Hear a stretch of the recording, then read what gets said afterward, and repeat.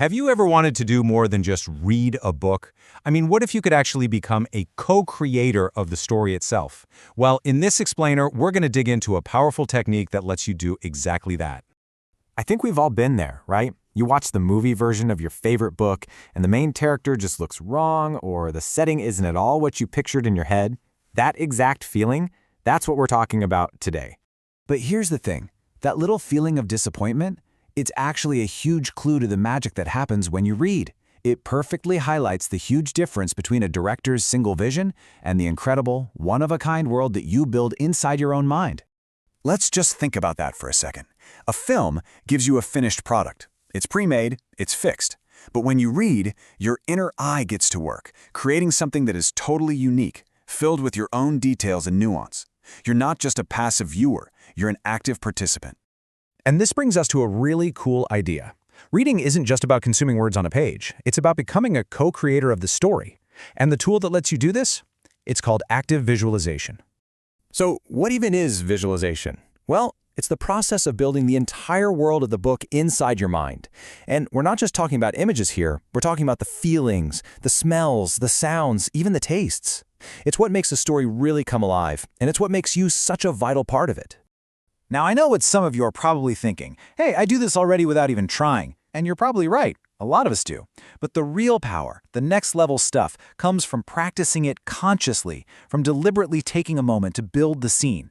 That's what can totally transform your reading experience. Okay, so how do we actually do it? Let's walk through a super simple exercise right now to strengthen this skill and start building those richer, more detailed inner worlds. The process itself is incredibly simple. First, you just pause your reading. Seriously, just stop for a second. Then, close your eyes and try to see the setting in front of you. But the real magic, the secret sauce, happens in step 4, asking yourself really specific questions to flesh out that world. So what kinds of questions are we talking about? Well, you can start with the basics. Are we indoors or are we outdoors? Get a sense of the space. What do the walls look like? Are they rough stone, polished wood, or maybe just smooth plaster? All right, now start furnishing the room. What's in there? Is it a brand new, gleaming oak table, or maybe an old, rickety chair that's seen much better days? Every little detail adds another layer to the story. Now, let's bring the characters in. Picture their clothes. What are they wearing? Is it rough, worn-out wool, or maybe new, shiny silk? The color, the fabric, it all tells you something about who they are and where they've been. And finally, zoom right in on their faces. Are they young or old? What emotion are they showing? Can you see a determined set to their jaw, or maybe a curious glint in their eye? This is where you really start to connect with the characters on a much, much deeper level.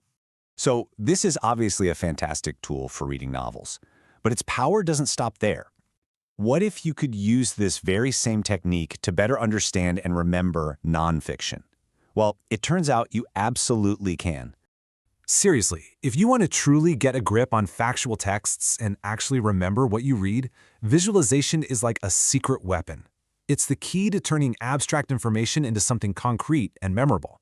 And you can approach this in a couple ways. You could literally draw it out, make a mind map with symbols and lines and arrows, or you can get even more creative. For example, if you're learning about the solar system, imagine each planet is a character running a race around the sun. You're turning dry facts into a story.